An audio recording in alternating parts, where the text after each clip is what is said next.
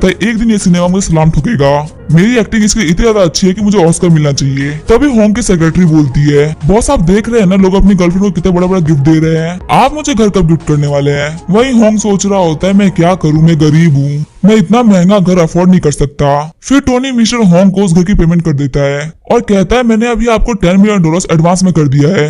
एक बार जब इस घर के सारी फॉर्मेलिटीज और डॉक्यूमेंटेशन कंप्लीट हो जाएंगे तब मैं आपको बाकी पैसे दे दूंगा। तभी मिस्टर होंग बोलता है बिल्कुल भी टेंशन मत लीजिए, यहाँ पे पैसे की जितनी भी लेन देन है वो सब मैं देख लूंगा और डॉक्यूमेंट्स को भी कंप्लीट करके आपको कुछ दिनों में पहुंचा दूंगा। फिर टोनी अपनी टैक्सी लेके वहाँ चला जाता है और टोनी को टैक्सी जाते हुए देख के मिस्टर होंग बोल रहे होते हैं इस बंदे के पास इतना सारा पैसा है, ये चाहे तो कार नहीं कार की कंपनी खरीद दे, लेकिन फिर भी सिर्फ फिजिकल एक्सरसाइज के लिए ये टैक्सी से ट्रेवल कर रहा है। सच में जितना ज्यादा बंदे के पास में पैसा होता है वो उतना ही ज्यादा ऑर्डिनरी लाइफ जीता है। वही जो सेक्रेटरी होती है वो सोच रही होती है ये बंदा तो इतना ज्यादा यंग है, अगर इसको सेक्रेटरी चाहिए तो मुझे इसकी सेक्रेटरी बनना है। वही टोनी सोच रहा होता है झाओगे को जो अफेक्शन पॉइंट है वो 90 पॉइंट तक बढ़ चुका है और एक बार जब अफेक्शन पॉइंट 95% तक हो जाएंगे तो जो मैंने इसके ऊपर इन्वेस्ट किया है वो मुझे मिल जाएगा। मैंने इसके ऊपर 70 मिलियन तो घर के ऊपर और 10 मिलियन गिफ्ट्स के ऊपर इन्वेस्ट किया है, कम से कम मुझे $8 मिलियन तो मिलेगा ही, प्लस में जो एट्रीब्यूट पॉइंट्स होंगे वो भी मुझे मिलेंगे। सच में मुझे काफी ज्यादा मजा आएगा। वही झाओगी सोच रही होती है मुझे तो ऐसा लग रहा है कि हमारी जल्दी शादी होने वाली है। फिर झाओगी सपने देखते हुए बोल रही होती है पहले उनकी शादी होगी फिर उनके बच्चे होंगे, उसके बाद चैन बूढ़ा होकर मर जाएगा। तभी झाओगी अपनी बिल्डिंग के बाहर पहुंच जाती है और टोनी बोलता है झाओगी उठो। फिर झाओगी बोलती है टोनी क्या तुम टैक्सी से नहीं उतरोगे, और टोनी बोलता है जो मेरे रूममेट्स हैं उन्होंने मुझे पीसी कैफे गेम खेलने के लिए बुलाया है तो तुम अपने घर चले जाओ। वही झाओगी सोच रही होती है मुझे तो ऐसा लगा था कि अपने कार से उतर के मुझे कन्फेस करेगा। फिर टोनी अपने पीसी कैफे पहुंच गया होता है। फिर टोनी के दोस्त बोलते हैं आखिर तुम्हें इतना टाइम कहाँ लग गया, हमने तो गेम खेलना स्टार्ट भी कर दिया है और क्योंकि तुम यहाँ पे नहीं थे इसी वजह से हम तो बहुत सारे गेम हार भी गए। फिर टोनी बोलता है रुको तुम सभी के लिए कुछ खाने के लिए लेके आता हूँ। फिर टोनी काउंटर पे जाते हुए बोलता है मेरे लिए 4 बीड़ी के बंडल और 4 पोहे की बोतल देना। और जो लड़की काउंटर पे खड़ी होती है वो होती है निया। निया पूछती है टोनी तुम यहाँ पे क्या कर रहे हो। वही सवाल टोनी भी निया से पूछता है कि निया तुम यहाँ पे क्या कर रही हो। तभी निया टोनी से बोलती है मैंने तुम्हें बताया नहीं था कि मेरे फादर के बहुत सारे पीसी कैफेज है, ये उन्हीं में से एक है और तुम्हारा बहुत बहुत शुक्रिया, तुम्हारी वजह से जो हमारा कर्जा था वो उतर गया है और मैं तुम्हें ट्रीट के तौर पे एक ड्रिंक पिलाती हूँ। नहीं मैं तुम्हें लाइफ टाइम मेंबरशिप दे देती हूँ अपने कैफे की और तुम अनलिमिटेड कंप्यूटर भी यूज कर सकते हो। टोनी कह रहा होता है कि नहीं इसकी कोई जरूरत नहीं है। तभी पीछे एक बहुत ही बड़ा ब्लास्ट होता है। वहाँ पे गैंगस्टर आते हुए बोलता है क्या तुम लाउजू की बेटी हो और आके तुम्हारे फादर हमसे लिया हुआ पैसा हमें वापस कब करेंगे। निया कहती है मैंने तुम्हें 5 मिलियन दिए तो थे, अब कैसा पैसा। तभी वो गैंगस्टर कहता है 5 मिलियन तो सिर्फ उधार था, उसका इंटरेस्ट तो 15 मिलियन बनता है। निया कहती है तुम यहाँ पे ज्यादती कर रहे हो, ये तो चोरी है।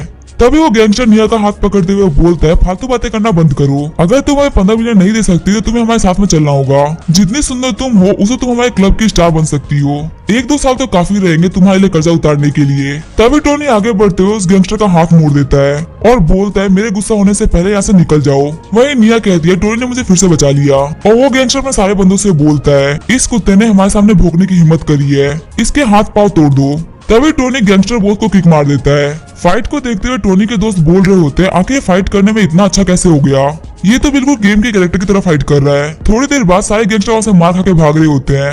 फिर गैंगस्टर बॉस भागते हुए बोलता है बच्चे तुम्हारी किस्मत काफी ज्यादा अच्छी है कि तुम बच गए, लेकिन अगर तुम मुझे कहीं बाहर मिलते हो तो मैं तुम्हें नहीं छोड़ूंगा। निया टोनी को गले लगाते हुए बोलती है ब्रदर आपने मुझे फिर से बचा लिया, सच में मैं बहुत ज्यादा डर गई थी। तभी टोनी को नोटिफिकेशन आती है कि निया की जो अफेक्शन है वो 95 पॉइंट से बढ़ गई है और आपने टारगेट नंबर 1 निया के ऊपर 5.3 मिलियन का खर्चा किया है। इसी वजह से आपको रिवॉर्ड के तौर पे पूरे अमाउंट का 10% यानी कि $5,30,000 मिलते हैं। साथ ही आपको 5 बोनस पॉइंट मिलते हैं। अपने बोनस पॉइंट को देखते हुए टोनी सोच रहा होता है मुझे अपने बोनस पॉइंट को किस एट्रीब्यूट में ऐड करना चाहिए। तभी वहाँ पे नोरा भी आ जाती है और नोरा निया से बोलती है तुम तो काफी ज्यादा घटिया औरत हो, तुमने मुझसे अलायंस बनाई थी और यहाँ तुम टोनी से चिपक रही हो। वही टोनी सोच रहा होता है मुझे स्ट्रेंथ और एजिलिटी में अपने पॉइंट्स को जोड़ना चाहिए। फिर टोनी के दोस्त निया और नोरा को शांत करा रहे होते हैं, साथ ही कह रहे होते हैं वो कमीना कहाँ भाग गया। सीन चेंज होता है, हम देखते हैं टोनी को जो कि एक स्टेडियम में आ गया होता है और सोच रहा होता है निया और नोरा दोनों में ऐसे अफेक्ट हो चुके हैं और जाओगी को तो मैं आराम से फंसा लूंगा।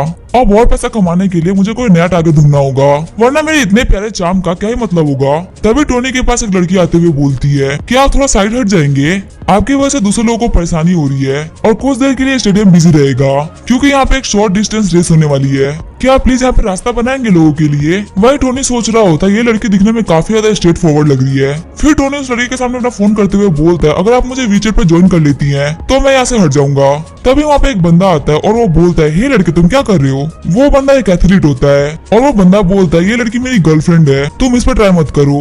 और उस बंदे को देखते हुए टोनी सोच रहा होता है इस बंदे को तो मैं जानता हूँ। और टोनी बताता है इस कमीने ने मुझे पहले बहुत ज्यादा बुली किया है। अभी भी वो बुली बंदा बोल रहा होता है मैंने तुम्हें बोला ना यहाँ से जाने के लिए, तुम यहाँ से जा क्यों नहीं रहे हो। वही टोनी सोच रहा होता है किस्मत ने मुझे इस कमीने से फिर से मिला दिया, लेकिन इस बार मैं इसका टारगेट नहीं, ये मेरा टारगेट है। तभी टोनी को नोटिफिकेशन आती है अगर आपने इस लड़की को फंसा लिया तो आपको 10% रिवॉर्ड तो मिलेगा ही, साथ ही आपको 22 एट्रीब्यूट पॉइंट भी मिलेंगे। तभी टोनी सोच रहा होता है 22 एट्रीब्यूट पॉइंट्स, इसके लिए तो मैं कुछ भी कर सकता हूँ। फिर वहाँ पे अनाउंस होता है कि सभी एथलीट्स तैयार हो जाइए, कंपटीशन स्टार्ट होने वाला है। वहीं जो वो लड़की होती है वो उस बुली वाले बंदे के लिए चीयर कर रही होती है। जैसे ही रेस स्टार्ट होती है वो बुली वाला बंदा आगे निकल गया होता है और कह रहा होता है ये चीटियां मेरे से आगे नहीं निकल सकती। तभी उसके पास से टोनी आगे निकल जाता है और वो बुली बंदा बोल रहा होता है आखिर ये बंदा इतना तेज कैसे हो सकता है। और टोनी दौड़ते हुए सोच रहा होता है लियांग जिस फील्ड में तुम्हें बहुत ज्यादा प्राउड था आज मैं तुम्हें उसी फील्ड में हरा रहा हूँ। वही लियांग काफी ज्यादा गुस्सा हो गया होता है और उसने अपने रनिंग के अल्टीमेट स्किल को एक्टिवेट कर दिया होता है। फिर लियांग बोलता है भले तुम कितने भी ज्यादा तेज हो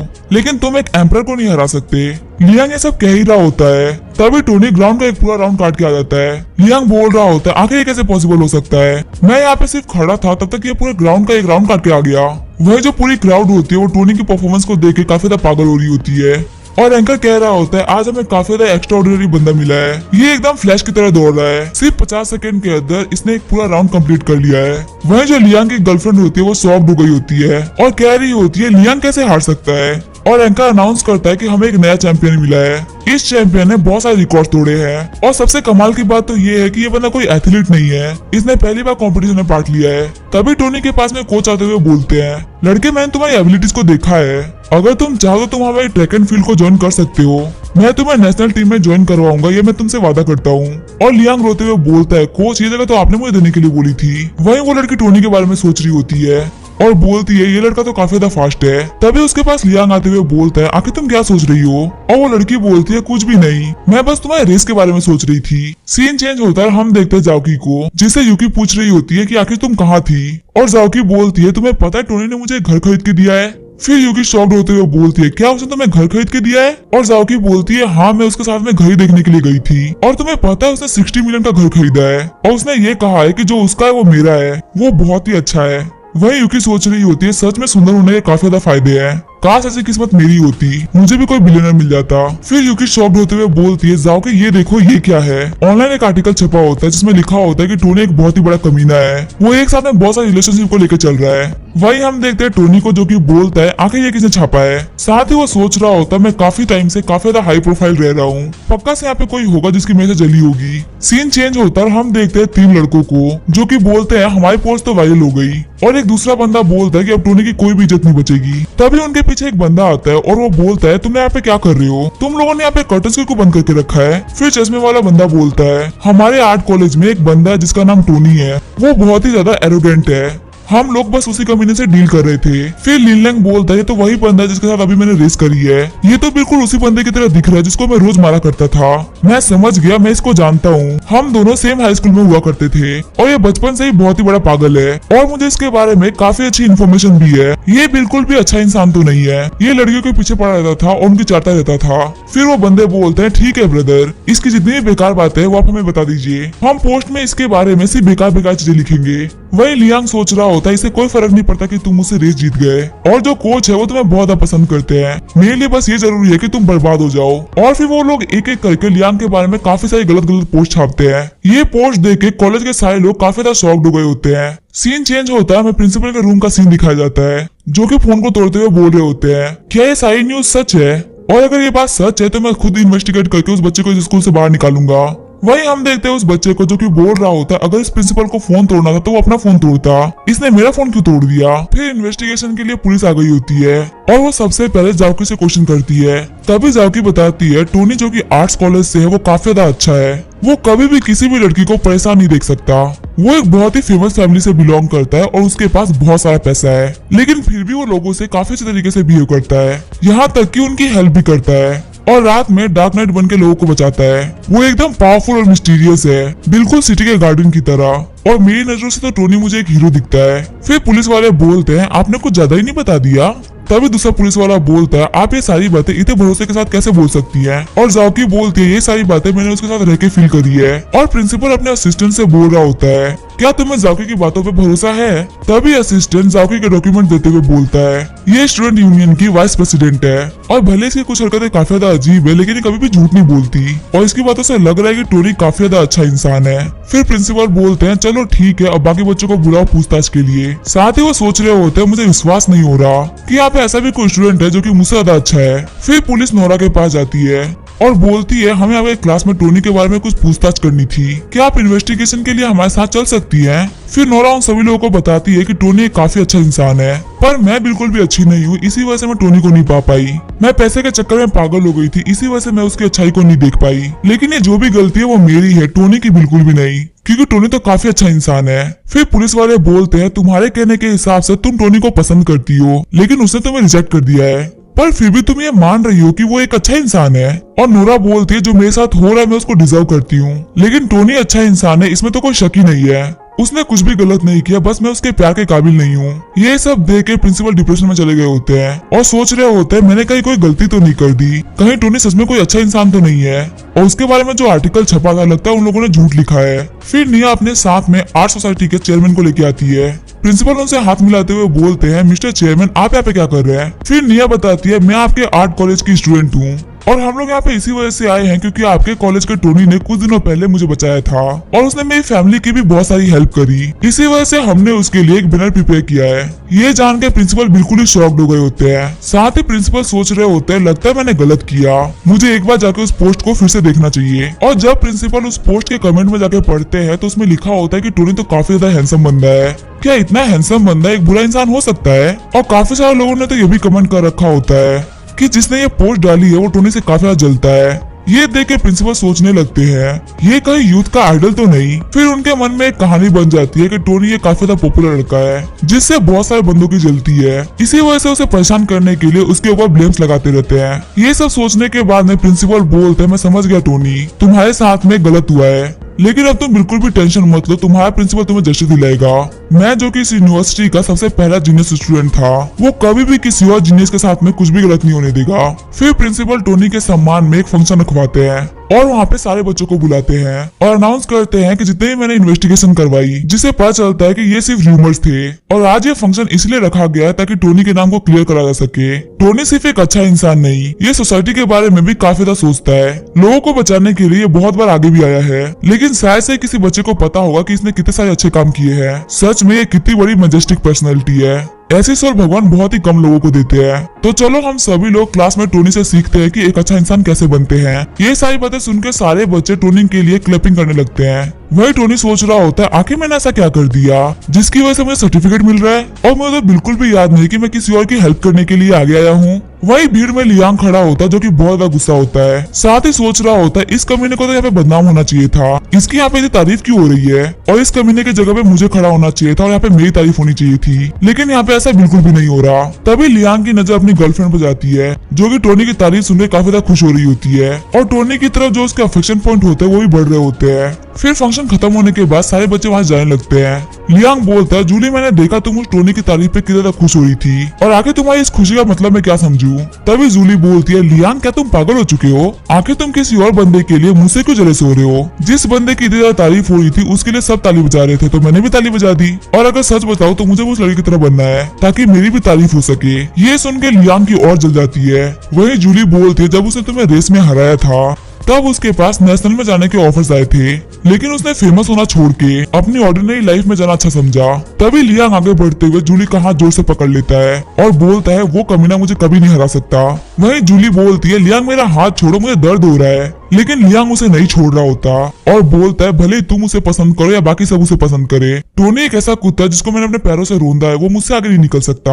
और वैसे भी सोसाइटी उन्हीं की वैल्यू करती है जिनके पास पैसा होता है। मेरे डैड तो मुझे काफी आराम से टेस्ला खरीद के दे सकते हैं, उस टोनी के पास में क्या है। तभी उनके पास से टोनी गुजरता है और वो कॉल पे मिस्टर होंग से बात कर रहा होता है और वो फोन पे कह रहा होता है कि थोड़ी सस्ती कार लेके आइएगा। आपको तो पता ही है कि मैंने जो अपने कॉलेज में प्रोफाइल बना रखी है वो काफी ज्यादा लो बना रखी है। अगर आप बहुत ज्यादा महंगी कार लेके आएंगे तो लोगों को मेरे ऊपर शक हो जाएगा। तभी मिस्टर होंग अपनी लग्जरी कार लेके आ जाते हैं। फिर टोनी बोलता है मैंने आपसे बोला था ना कि कोई ज्यादा महंगी कार लेके मत आइएगा, फिर आप इतनी महंगी कार लेके क्यों आए। फिर मिस्टर होंग बोलते हैं मुझे माफ करेगा, मैं भूल गया था कि आप काफी ज्यादा नॉर्मल लाइफ जीते हैं। और टोनी को बॉस में बैठते हुए देख के लियांग की आंखें बाहर आ गई होती है। तभी जूली बोलती है अगर लियांग तुम मेरे ऊपर भरोसा नहीं करते तो चलो ब्रेकअप कर लेते हैं, जिससे कि लियांग को काफी बड़ा सदमा लग जाता है और वो बोलता है प्लीज जूली ऐसा मत करो। फिर जूली बोलती है वैसे भी हमारे बीच में कुछ भी नहीं हुआ, तो इससे अच्छी बात यही है कि मैं तुमसे ब्रेकअप कर लूं। सीन चेंज होता है और हम देखते हैं टोनी को जिसने मिस्टर होंग को $15 मिलियन ट्रांसफर कर दिए होते हैं। और मिस्टर होंग बोलते हैं मिस्टर स्टार्क आपका बहुत बहुत शुक्रिया।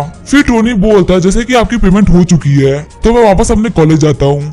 तभी मिस्टर होंग बोलते हैं ठीक है मैं आपको घर तक छोड़ देता हूँ। तभी टोनी बोलता है नहीं इसकी कोई जरूरत नहीं है, आपकी जो कार है वो काफी ज्यादा महंगी दिखती है, इसकी वजह से लोग इसकी तरफ अट्रैक्ट होते हैं, मैं अपनी टैक्सी लेके चला जाऊंगा।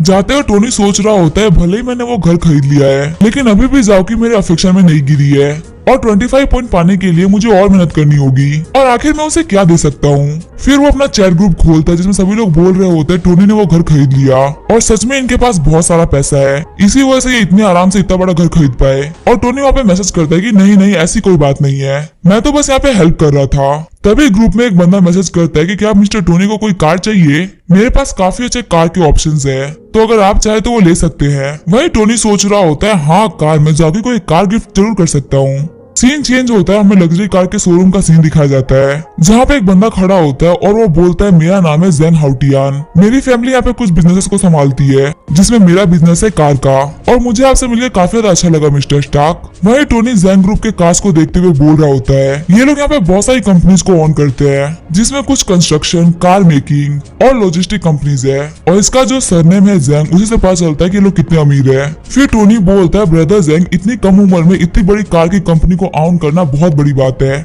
फिर जेंग बोलता है चलिए मैं आपको अपने कार्स का शोरूम दिखा देता हूँ और आप मेरी तारीफ कर रहे हैं जबकि आप खुद इतना ज्यादा यंग है और आपके पास इतने सारे पैसे हैं। जब मैंने पहली बार मिस्टर होंग के मुंह से आपके बारे में सुना था तो मुझे लगा था आप कोई अंकल होंगे, पर आपकी एज तो मेरे से भी कम है। वही टोनी और जेंग को साथ में देख के कंपनी की जो लड़कियां है वो बोल रही होती है आखिर ये बंदा कौन है जिसको मैनेजर जेंग खुद अटेंड कर रहे हैं, पक्का ये किसी बहुत बड़े टाइकून का बेटा होगा। वही मिस्टर जेंग बोल रहा होता है मैं अपनी कोई तारीफ नहीं कर रहा लेकिन हमारे पास सिटी में सबसे बेस्ट कार है, आपको यहाँ पे जो भी कुछ चाहिए वो सब आपको यहाँ पे मिल सकता है। तभी टोनी बोलता है मुझे एक जुगाटी न्यूरॉन चाहिए। ये सुन के जेंग एकदम शॉक्ड हो जाता है और कहता है लगता है आपको जोक करना कुछ ज्यादा ही पसंद है, क्या आपको नहीं पता कि ये कार वर्ल्ड में सिर्फ 20 ही है। तभी टोनी बोलता है इसका मतलब ये कि आपके पास ये कार नहीं है। ये बात सुन के जेंग को काफी ज्यादा बुरा लगता है। फिर टोनी बोलता है क्या आपके पास लैम्बोर्गिनी है या लगानी भी चलेगी, लेकिन जेंग के पास में कुछ भी नहीं होता और टोनी की बातें उसके दिल के आर पार हो रही होती है और मिस्टर जेंग सोच रहे होते हैं क्या ये बंदा मेरी बेइज्जती करने के लिए यहाँ पे आया है। फिर मिस्टर जेंग बोलते हैं हम लोग इतनी महंगी कार के साथ में डील नहीं करते हैं। फिर टोनी बोलता है लगता है आपके पास वो नहीं है जो मुझे चाहिए। इसका मतलब मिस्टर जेंग का बिजनेस इतना ही बड़ा नहीं है जितना बड़ा मैंने सोचा था। ये बात सुनने के बाद मिस्टर जेंग सोच रहे होते हैं मैं मान सकता हूँ कि तुम मिलियंस ऑफ डॉलर की घर खरीद सकते हो लेकिन उतने ही वैल्यू की कार खरीदना ये बहुत बड़ी बात हो गई और लगता है मुझे अपने शॉप की ट्रम्प कार्ड को दिखाना ही होगा। फिर जेंग कार पर से पर्दा उठाते हुए बोलता है भले मेरे पास बहुत महंगी कार्स नहीं है लेकिन मेरे पास ये कार है जो की बहुत ही बढ़िया है। मेरे पास एक करारी सरारा है और इसकी कीमत होगी $25 मिलियन। फिर कार दिखाने के बाद जेंग सोच रहा होता है अब ये कैसे रिस्पॉन्स करेगा। वही टोनी सोच रहा होता है ये जो करारी है ये इतनी भी महंगी नहीं है लेकिन हाँ मैं इसे सस्ता भी नहीं कह सकता और जाकी को गिफ्ट देने के लिए ये कार ठीक ही है। फिर टोनी मिस्टर जेंग के कंधों पे हाथ रखते हुए बोलता है वैसे तो ये कार इतनी महंगी नहीं है लेकिन आपने ये कार दिखाने में मुझे बहुत ज्यादा मेहनत करी है तो इसी वजह से मैं ये कार आपसे खरीदता हूँ। और मिस्टर जेंग को अपना कार्ड देते हुए बोलता है इस कार को मेरी विला में पहुंचा देना। तभी टोनी के फोन पे उसके एक क्लासमेट लू वेंजे का फोन आता है और टोनी कहता है आखिर ये क्यों फोन कर रहा है और हम देखते हैं मिस्टर लू वेंजे बता रहा होता है मेरे बर्थडे के दिन मेरी गर्लफ्रेंड लाउजिया ने बोला कि वो अपने बेस्ट फ्रेंड के साथ में है लेकिन बहुत ज्यादा लेट हो गया और क्योंकि लाउजिया अम्ब्रेला लेके नहीं गई थी इसी वजह से मुझे काफी ज्यादा टेंशन हो रही थी। इसी वजह से मैं उसके दोस्त के घर की तरफ अपना अम्ब्रेला लेके जा रहा था, लेकिन तभी मैंने कुछ ऐसा देखा जिसने मेरा दिल फाड़ के रख दिया। वो अपने बेस्ट फ्रेंड के साथ में इतने ज्यादा क्लोज थी कि मुझे कुछ भी समझ में नहीं आया कि मैं क्या करूं। और ये सब वो टोनी को रोते हुए बता रहा होता है और कहता है मेरा 3 साल पुराना रिलेशनशिप टूट गया। मैंने तो सोचा था कि मैं उसको अपने पेरेंट्स से मिलाने के लिए लेके जाऊंगा। तभी टोनी बोलता है अरे यार तुमने बहुत अब पी ली है, अब बस करो।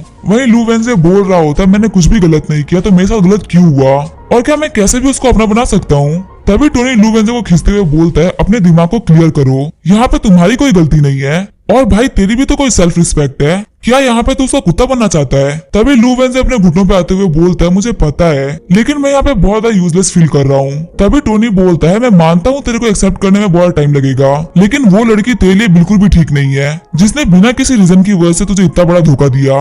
और तेरे को क्लियर करने के लिए मैं कुछ ऐसा करूंगा जिससे तू क्लियर हो जाए। तभी वेंजे बोलता है तू क्या कर रहा है और आखिर तू किसको कॉल कर रहा है। तभी टोनी बोलता है मेरे दोस्त वेंजे मेरे ऊपर भरोसा रख और देख मैं क्या करता हूँ, मैं लाउजिया को उसके घुटनों पे लेके आऊंगा और तेरे सामने भीख मंगाऊंगा।